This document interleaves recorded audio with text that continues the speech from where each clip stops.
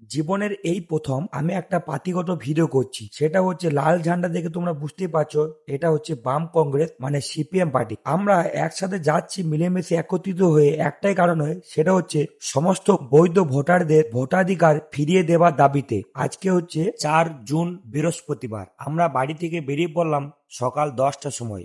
আমাদেরকে আজকে যেতে হবে বোলপুর মহকুমা শাসকের কাছে ডেপুটেশন জমা দিতে। কারণ হচ্ছে একটাই, 27/5/2026 এসআইআর সংক্রান্ত কেসে সুপ্রিম কোর্ট রায় দিয়েছেন এসআইআর বৈধ এবং একই সঙ্গে স্পষ্ট করেছেন ভোটার তালিকায় নাম থাকা বা না থাকার সাথে নাগরিকতার কোনো সম্পর্ক নেই। অর্থাৎ ভোটের তালিকায় নাম না থাকলে বেনাগরিক হয়ে যাবে, এই ধারণা প্রচার সঠিক নয়। এসআইআর নিয়ে যে টালবাহানা চলছে তার ফলে মানুষের মধ্যে অভূতপূর্ব এক অসহায়তা তৈরি হয়েছে।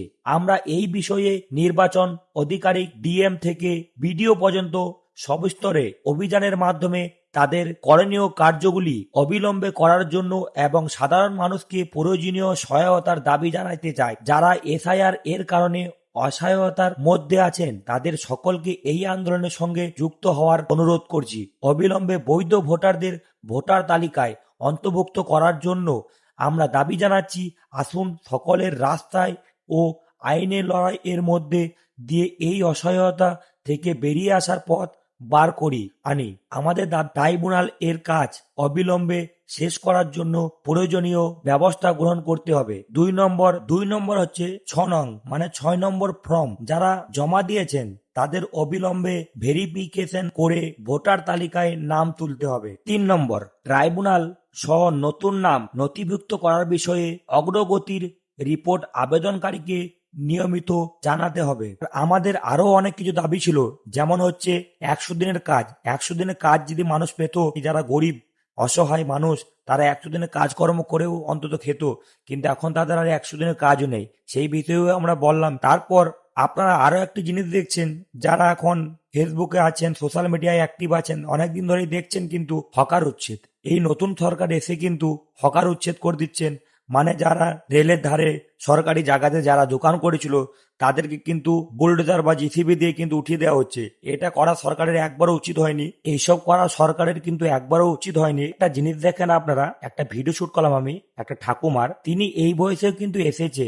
এই অসহায় ব্যক্তিটা কোথায় যাবে, কার কাছে যাবে? দেখুন তো এই ব্যক্তিটার কি অবস্থা হয়। তার নাম নেই, সে এই বয়সে কি করবে? এইখানকারই নাগরিক, তিনি এইখানেই জন্মগ্রহণ করেছেন আর এইখানেই তার মৃত্যু হবে। আর এই বয়সে কিন্তু আর বা কতদিনই বাঁচবে, সে এখন ছুটে বেড়াচ্ছে। আর এই ন্যায় অন্যায় বিচার মানুষ একদিন ঠিকই পাবে। আমাকে একটা জিনিস ভালো লাগে এই লাল পতাকা, সেটা হচ্ছে কোনো জাতি ধর্ম নিয়ে কিন্তু চলে না, সে সব জাতি ধর্মকেই ভালোবাসে। বামফ্রন্ট মানে সিপিএম জীবনে কিন্তু ধর্ম নিয়ে রাজনীতি করেনি। এই বয়সে জীবনে প্রথম আমি রাজনীতিতে পা দিলাম, আর সেটা হচ্ছে বামফ্রন্ট মানে সিপিআইএম। জীবনে যতদিন বেঁচে থাকবো সিপিআইএম এর হাত ধরেই চলতে চায়। আজকে যারা ধর্ম নিয়ে রাজনীতি করছেন তারা কিন্তু ভালো করছেন না কাজটা। আমাদের ভারত দেশ স্বাধীন দেশ, আমরা হিন্দু মুসলিম শিখ ইসাই একসাথে মিলেমিশে এই ভারত দেশকে স্বাধীন করেছিলাম। আমাদের সংবিধানে কিন্তু একবারও উল্লেখ করা নেই যে আমরা এইভাবে হিন্দু মুসলিম মারামারি করব, ধর্ম নিয়ে বিভাজন করব। একবার ভেবে দেখুন,